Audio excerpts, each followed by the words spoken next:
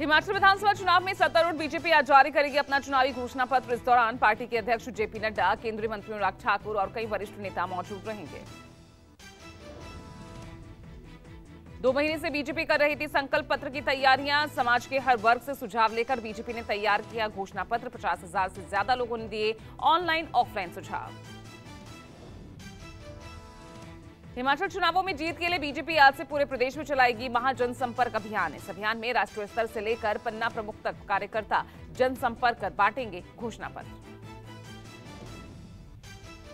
हिमाचल के सभी 68 विधानसभा क्षेत्रों में एक साथ किया जाएगा जनसंपर्क अभियान। केंद्र और प्रदेश की योजनाओं को लोगों तक पहुंचाएंगे कार्यकर्ता।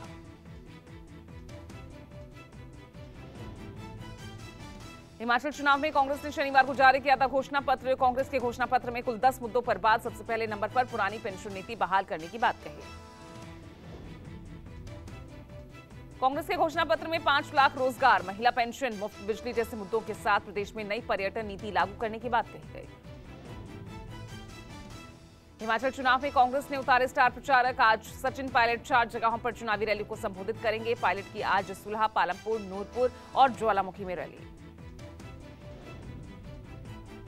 हिमाचल चुनाव में बीएसपी सुप्रीमो मायावती की भी एंट्री। बद्दी में एक रैली को संबोधित करेंगी। बीएसपी ने 68 सीटों में से 55 सीटों पर उतारे उम्मीदवार।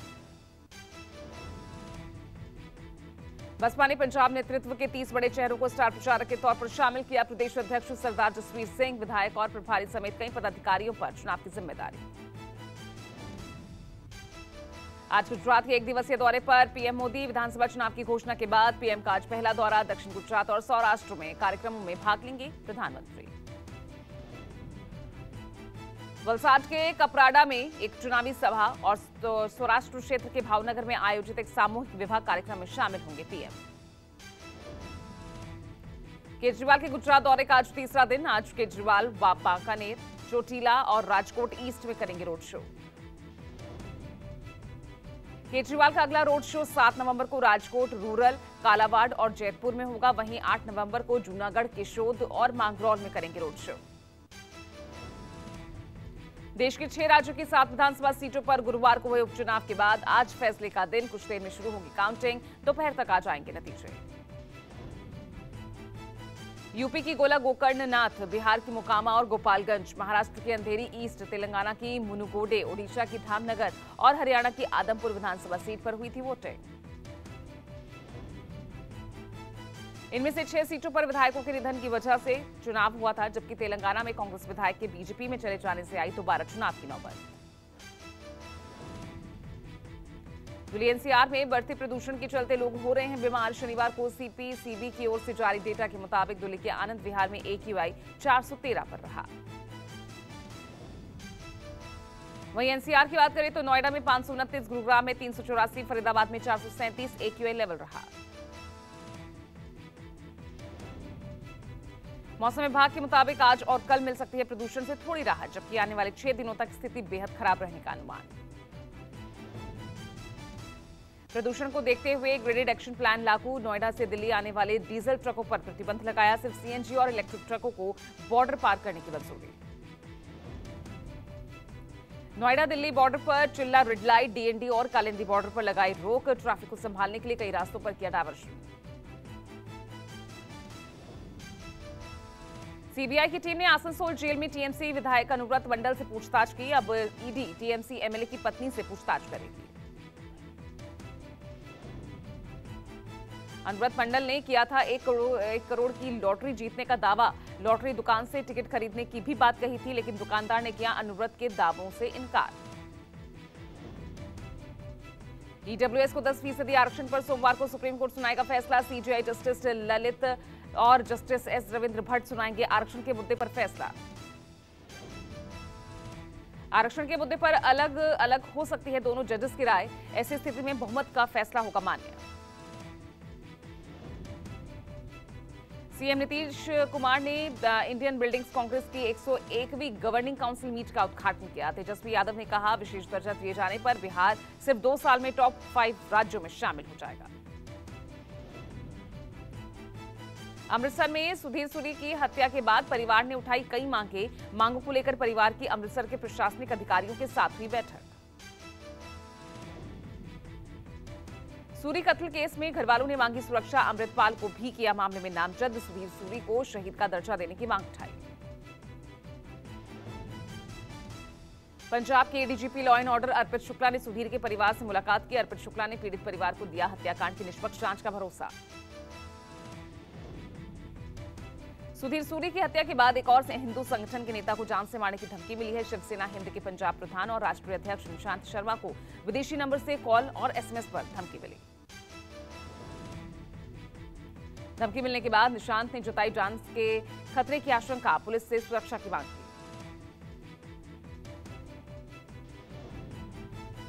विधानसभा चुनाव के घोषित होते ही सूरत में कपड़ा कारोबारियों ने चुनावी मटेरियल का स्टॉक अप कर लिया है। सूरत में व्यापारियों ने लाखों मीटर कपड़े से बनाए पार्टियों के झंडे और बैनर। चुनाव में पार्टियों के प्रचार सामग्री से कारोबारियों को मुनाफा। चुनावी सरगर्मी के चलते अच्छे कारोबार से खुश हुए सूरत के व्यापारी। विश्व विख्यात ऐतिहासिक सोनपुर मेले का आयोजन, बिहार के उप मुख्यमंत्री तेजस्वी यादव आज करेंगे उद्घाटन। कोरोना संकट काल के 2 साल बाद मेले का आयोजन किया जा रहा है। स्थानीय लोग और व्यापारियों में खुशी का माहौल।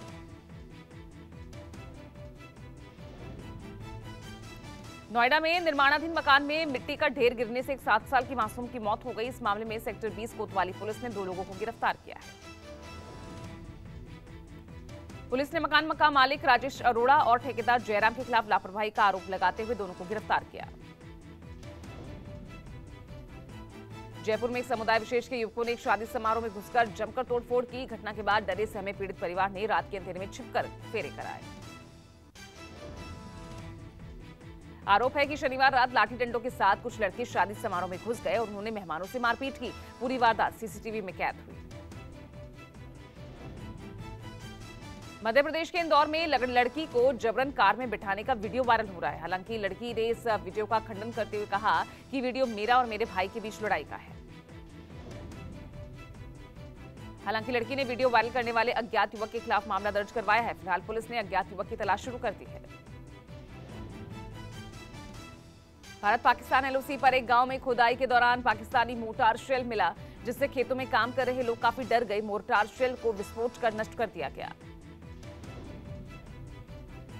यूपी के जौनपुर में रास्ते के विवाद को लेकर 2 पक्षों में जमकर मारपीट हुई। मौके पर पहुंची पुलिस ने मामले की जांच की। पुलिस की कार्रवाई को एक पक्षीय बताकर नाराज ग्रामीणों ने पुलिस टीम पर जमकर पथराव किया, जिसमें पुलिस की 2 गाड़ियों को काफी नुकसान पहुंचा।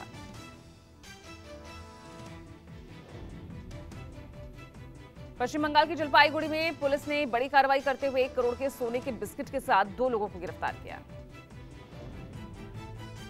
पुलिस ने गिरफ्तार लोगों के पास से सोने के 14 बिस्किट्स बरामद किए, जिनकी कीमत करीब 1 करोड़ बताई जा रही है। लखनऊ के गोसाईगंज में सर्राफा व्यापारी को लूटने अब बदमाशों को व्यापारी ने ऐसा सबक सिखाया कि बदमाशों को बंदूक छोड़कर भागना पड़ा। बंदूक की नोक पर लूट करने आए बदमाशों को व्यापारी से दबोच लिया और दोनों लुटेरे सड़क पर गिर गए और इस दौरान उन दोनों की करतूत सड़क पर लगे सीसीटीवी में कैद हो गई। सीसीटीवी फुटेज में बदमाशों की करतूत के साथ साथ उनकी शक्ल भी साफ तौर पर कैद हो गई। पुलिस का दावा है कि वो जल्द ही दोनों को गिरफ्तार करेगी। बिहार के गया से सनसनीखेज वारदात सामने आई है, जहां एक गांव में महिला को जादू टोने के शक में पीट कर मार डाला गया। गांव के लोगों ने शक की बिना पर पहले महिला के घर में घुसकर उसकी पिटाई कर दी और फिर उसे जिंदा आग के हवाले कर दिया। तेलंगाना के संगारेड्डी सरकारी स्कूल में नाश्ता करने से 50 से ज्यादा छात्राएं एक साथ बीमार पड़ गई। बीमार छात्राओं को सरकारी अस्पताल में भर्ती कराया गया है। बताया जा रहा है कि बच्चों को खाने में मुरमुरे दिए गए थे, जिनमें कीड़े थे। मुरमुरे खाने के बाद छात्राओं ने पेट दर्द की शिकायत की और कुछ को उल्टियां भी हुई। जिला शिक्षा अधिकारी ने घटना को गंभीरता से लेते हुए छात्रावास प्राचार्य राजेश्वरी और 5 अन्य कर्मचारियों को तत्काल प्रभाव से निलंबित कर दिया है। गोलीकांड में घायल इमरान खान ने हॉस्पिटल में अपनी जान बचाने वाले लड़के से मुलाकात की। टी-शर्ट पर दिया ऑटोग्राफ। पाकिस्तानी चैनल जियो न्यूज के हवाले से खबर। इमरान खान ने जान बचाने वाले इब्तिसाम से कहा, आप एक पाकिस्तानी नायक हैं, आपने अदम्य साहस दिखाया है। शनिवार को पाकिस्तान ने इमरान खान के लाइव भाषण, प्रेस कॉन्फ्रेंस या इंटरव्यू पर पूरी तरह से प्रतिबंध लगा दिया। बैन लगने के बाद पाकिस्तान सरकार ने प्रतिबंध हटाने का निर्देश भी दिया। पाकिस्तान की इलेक्ट्रॉनिक मीडिया रेगुलेटरी अथॉरिटी आदेश जारी किया गया है। इमरान की कवरेज पर बैन लगाने का फैसला किया था। पीईएमआरए ने इमरान खान पर लगाया भड़काऊ और निराधार भाषणों के जरिए माहौल बिगाड़ने और नफरत फैलाने का आरोप।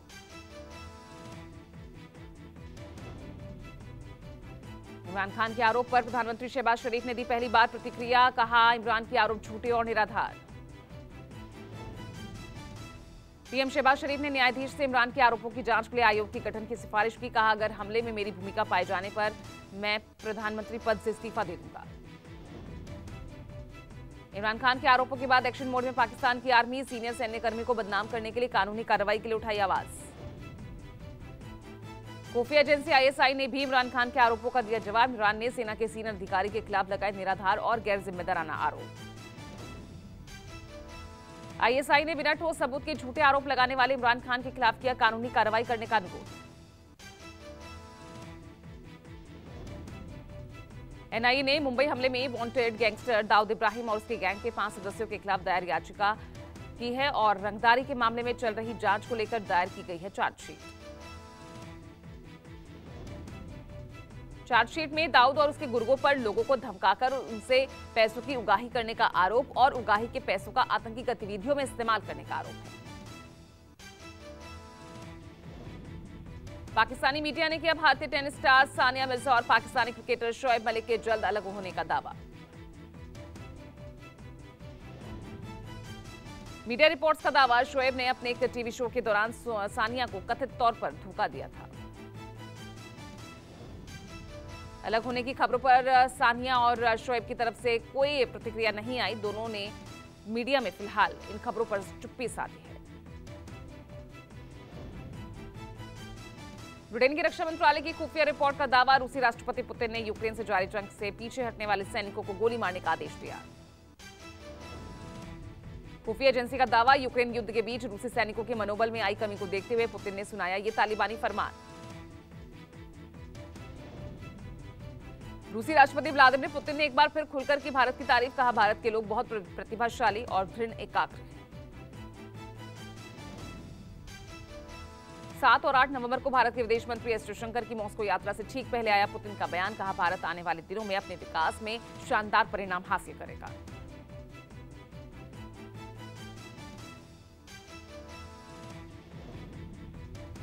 संयुक्त राष्ट्र जलवायु परिवर्तन सम्मेलन मिस्र के शर्म अल शेख में 6 से 18 नवंबर तक आयोजित होगा। इस सम्मेलन की आधिकारिक शुरुआत आज से होगी। इस सम्मेलन में विश्व भर में हो रही मौसम संबंधी घटनाओं, यूक्रेन में युद्ध के कारण उपजे ऊर्जा संकट और उसके वैज्ञानिक तथ्यों और चेतावनियों पर बात की जाएगी। सम्मेलन के मेजबान देश मिस्र ने धरातल पर पूर्ण सामयिक समावेशी और विस्तृत कार्रवाई की बात की।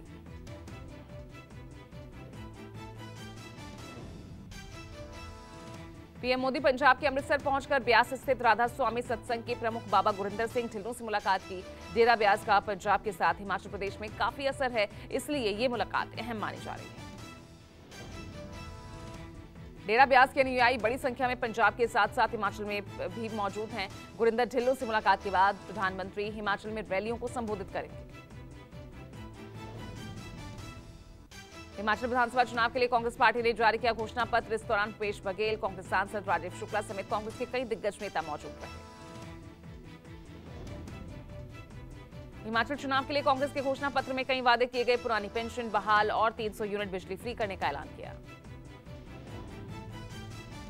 घोषणा पत्र में पहली कैबिनेट में 1 लाख रोजगार देने और 300 यूनिट फ्री बिजली का वादा, हर घर लक्ष्मी के तहत महिलाओं को हर महीने 1500 रुपए दिए जाने की भी घोषणा।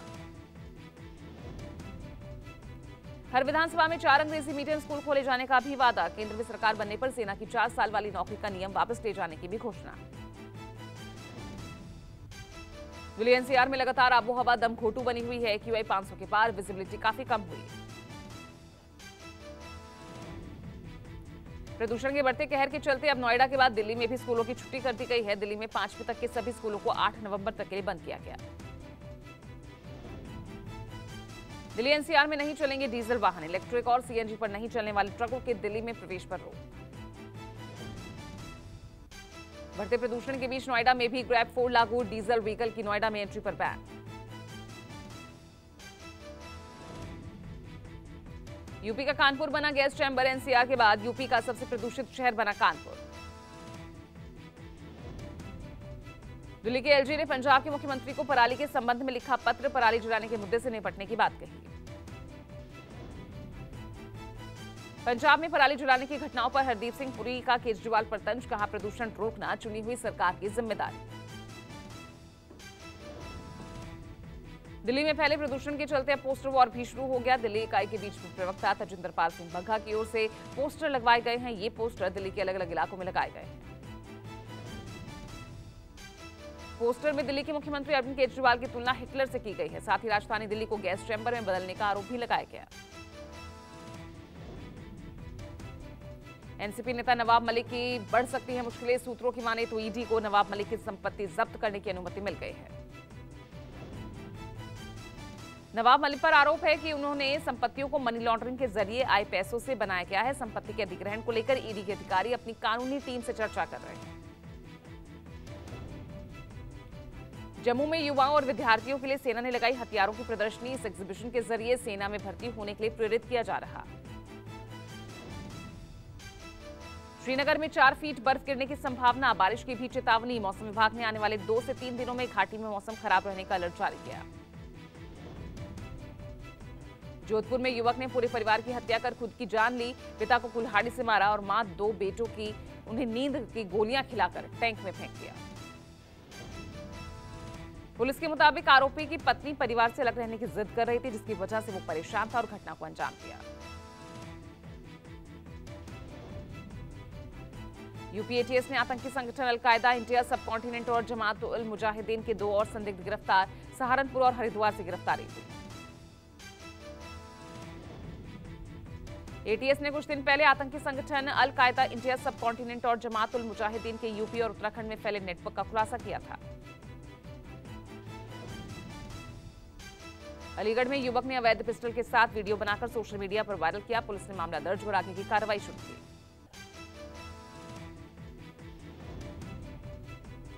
दिल्ली मेरठ एक्सप्रेसवे पर बड़ा हादसा, रॉन्ग साइड से आ रही एम्बुलेंस कैंटर से टकराई, हादसे में 2 की मौत।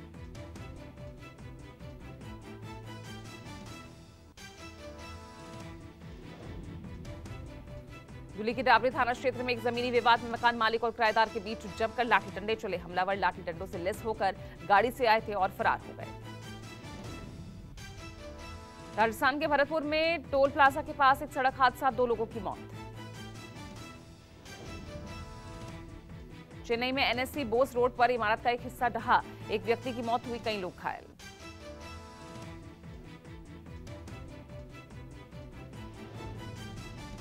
दिल्ली के एक इवेंट पर पहुंचे रणवीर सिंह, पत्नी दीपिका पादुकोण के पोस्टर पर रणवीर सिंह ने भेजा फ्लाइंग किस। शाहरुख खान ने अपनी फिटनेस पर तोड़ी चुप्पी, कहा लॉकडाउन में सलमान टाइगर ऋतिक से लेता था टिप्स। विजय देवरकोंडा और सामंथा की फिल्म खुशी की रिलीज डेट टली, अब 2023 में रिलीज होगी फिल्म।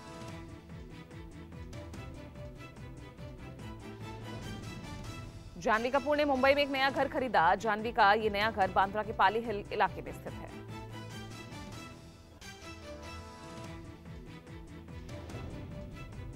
चिरंजीवी और सलमान खान की फिल्म गॉडफादर बिग स्क्रीन पर कुछ खास कमाल नहीं दिखा पाई। फिल्म ओटीटी प्लेटफॉर्म नेटफ्लिक्स पर 19 नवंबर को रिलीज होगी। बॉलीवुड डायरेक्टर पूजा भट्ट का भी नाम पॉलिटिक्स से जुड़ चुका है। पूजा भट्ट ने इंस्टाग्राम रील के जरिए इंफॉर्मेशन दी कि वो भारत जोड़ो यात्रा के साथ जुड़ गई। इमरान हाशमी ने अपने नए प्रोजेक्ट पर काम शुरू किया। एक्टर ने इंस्टाग्राम पर वर्कआउट पिक्चर शेयर की। ऋषभ शेट्टी की फिल्म कांतारा ने सबसे ज्यादा कमाई कर नया रिकॉर्ड दर्ज किया। फिल्म ने 5वें हफ्ते में 65 करोड़ रुपए की कमाई की।